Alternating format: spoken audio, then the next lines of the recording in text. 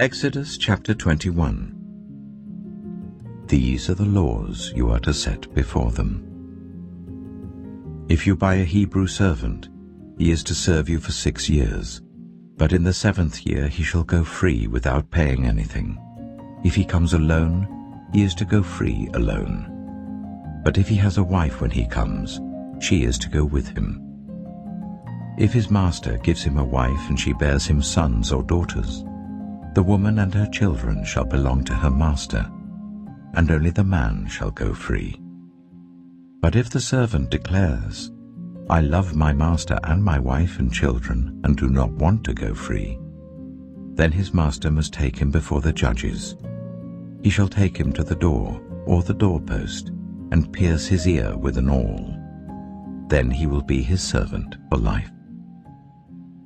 If a man sells his daughter as a servant, she is not to go free as male servants do. If she does not please the master who has selected her for himself, he must let her be redeemed. He has no right to sell her to foreigners, because he has broken faith with her. If he selects her for his son, he must grant her the rights of a daughter. If he marries another woman, he must not deprive the first one of her food, clothing, and marital rights. If he does not provide her with these 3 things, she is to go free without any payment of money. Anyone who strikes a person with a fatal blow is to be put to death. However, if it is not done intentionally, but God lets it happen, they are to flee to a place I will designate. But if anyone schemes and kills someone deliberately, that person is to be taken from my altar and put to death. Anyone who attacks their father or mother is to be put to death. Anyone who kidnaps someone is to be put to death, whether the victim has been sold or is still in the kidnapper's possession. Anyone who curses their father or mother is to be put to death. If people quarrel and one person hits another with a stone or with their fist, and the victim does not die but is confined to bed, the one who struck the blow will not be held liable if the other can get up and walk around outside with the staff. However, the guilty party must pay the injured person for any loss of time and see that the victim is completely healed. Anyone who beats their male or female slave with a rod must be punished if the slave dies as a direct result. But they are not to be punished if the slave recovers after a day or 2, since the slave is their property. If people are fighting and hit a pregnant woman and she gives birth prematurely, but there is no serious injury, the offender must be fined whatever the woman's husband demands and the court allows. But if there is serious injury, you are to take life for life, eye for eye, tooth for tooth, hand for hand, foot for foot, burn for burn, wound for wound, bruise for bruise. An owner who hits a male or female slave in the eye and destroys it must let the slave go free to compensate for the eye. And an owner who knocks out the tooth of a male or female slave must let the slave go free to compensate for the tooth. If a bull gores a man or woman to death, the bull is to be stoned to death, and its meat must not be eaten. But the owner of the bull will not be held responsible. If, however, the bull has had the habit of goring, and the owner has been warned but has not kept it penned up, and it kills a man or woman, the bull is to be stoned, and its owner also is to be put to death. However, if payment is demanded, the owner may redeem his life by the payment of whatever is demanded. This law also applies if the bull gores a son or a daughter. If the bull gores a male or female slave, the owner must pay 30 shekels of silver to the master of the slave, and the bull is to be stoned to death. If anyone uncovers a pit or digs one and fails to cover it and an ox or donkey falls into it, the one who opened the pit must pay the owner for the loss and take the dead animal in exchange. If anyone's bull injures someone else's bull and it dies, the two parties are to sell the live one and divide both the money and the dead animal equally. However, if it was known that the bull had the habit of goring, yet the owner did not keep it penned up, the owner must pay animal for animal and take the dead animal in exchange. Exodus chapter 22. Whoever steals an ox or a sheep and slaughters it, or sells it, must pay back 5 head of cattle for the ox and 4 sheep for the sheep. If a thief is caught breaking in at night and is struck a fatal blow, the defender is not guilty of bloodshed. But if it happens after sunrise, the defender is guilty of bloodshed. Anyone who steals must certainly make restitution. But if they have nothing, they must be sold to pay for their theft. If the stolen animal is found alive in their possession, whether ox or donkey or sheep, they must pay back double.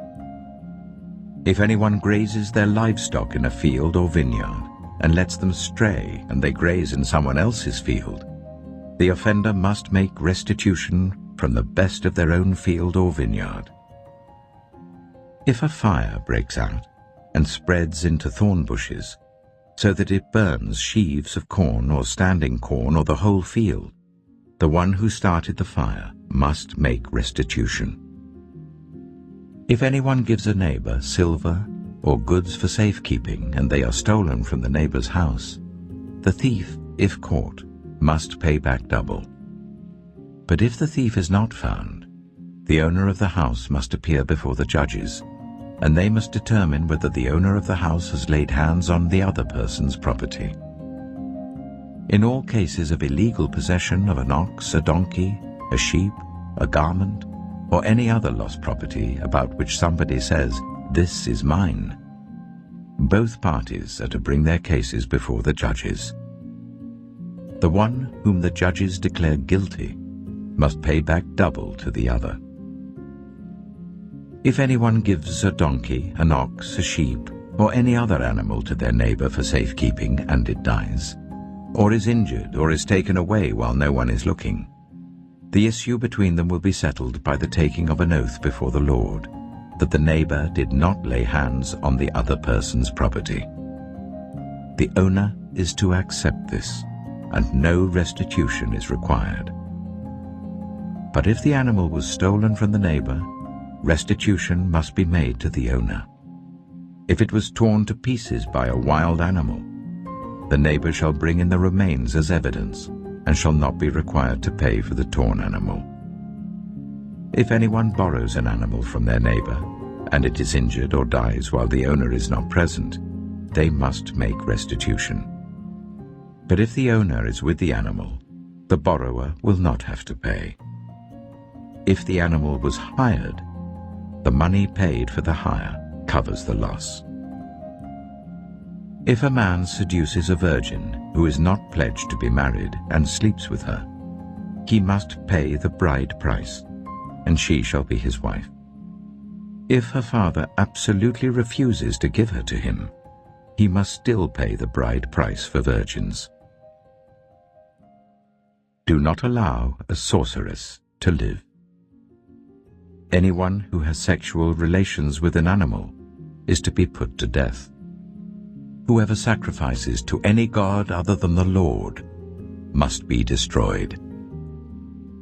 Do not ill-treat or oppress a foreigner, for you were foreigners in Egypt.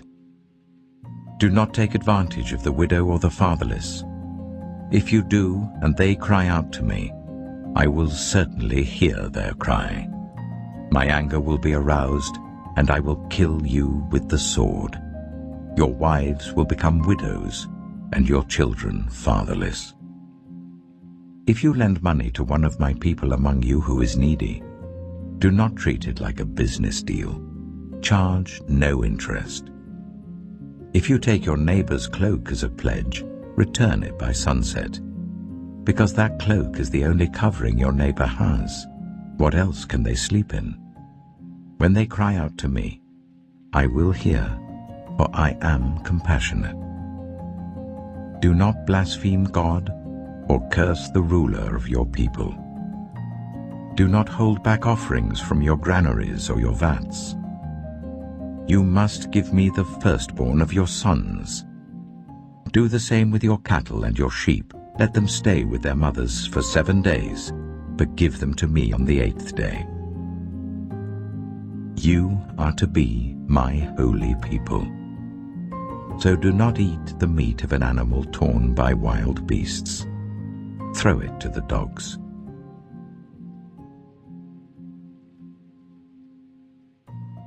Exodus chapter 23. Do not spread false reports. Do not help a guilty person by being a malicious witness. Do not follow the crowd in doing wrong. When you give testimony in a lawsuit, do not pervert justice by siding with the crowd, and do not show favoritism to a poor person in a lawsuit.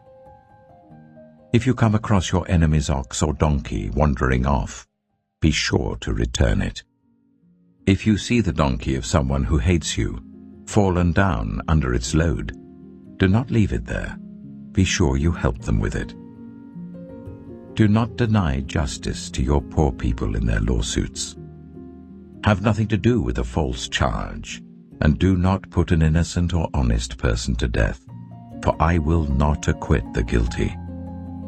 Do not accept a bribe, for a bribe blinds those who see and twists the words of the innocent. Do not oppress a foreigner. You yourselves know how it feels to be foreigners, because you were foreigners in Egypt. For 6 years you are to sow your fields and harvest the crops, but during the 7th year let the land lie unplowed and unused. Then the poor among your people may get food from it, and the wild animals may eat what is left. Do the same with your vineyard and your olive grove. 6 days do your work, but on the 7th day do not work, so that your ox and your donkey may rest, and so that the slave born in your household and the foreigner living among you may be refreshed. Be careful to do everything I have said to you. Do not invoke the names of other gods. Do not let them be heard on your lips. 3 times a year you are to celebrate a festival to me. Celebrate the festival of unleavened bread. For 7 days eat bread made without yeast as I commanded you. Do this at the appointed time in the month of Aviv, for in that month you came out of Egypt. No one is to appear before me empty-handed. Celebrate the festival of harvest with the first fruits of the crops you sow in your field. Celebrate the festival of ingathering at the end of the year, when you gather in your crops from the field. 3 times a year all the men are to appear before the sovereign Lord. Do not offer the blood of a sacrifice to me, along with anything containing yeast. The fat of my festival offerings must not be kept until morning. Bring the best of the first fruits of your soil to the house of the Lord your God. Do not cook a young goat in its mother's milk. See, I am sending an angel ahead of you to guard you along the way, and to bring you to the place I have prepared. Pay attention to him and listen to what he says. Do not rebel against him. He will not forgive your rebellion, since my name is in him. If you listen carefully to what he says and do all that I say, I will be an enemy to your enemies and will oppose those who oppose you. My angel will go ahead of you and bring you into the land of the Amorites, Hittites, Perizzites, Canaanites, Hivites, and Jebusites, and I will wipe them out. Do not bow down before their gods, or worship them, or follow their practices. You must demolish them and break their sacred stones to pieces. Worship the Lord your God, and his blessing will be on your food and water. I will take away disease from among you, and none will miscarry or be barren in your land. I will give you a full lifespan.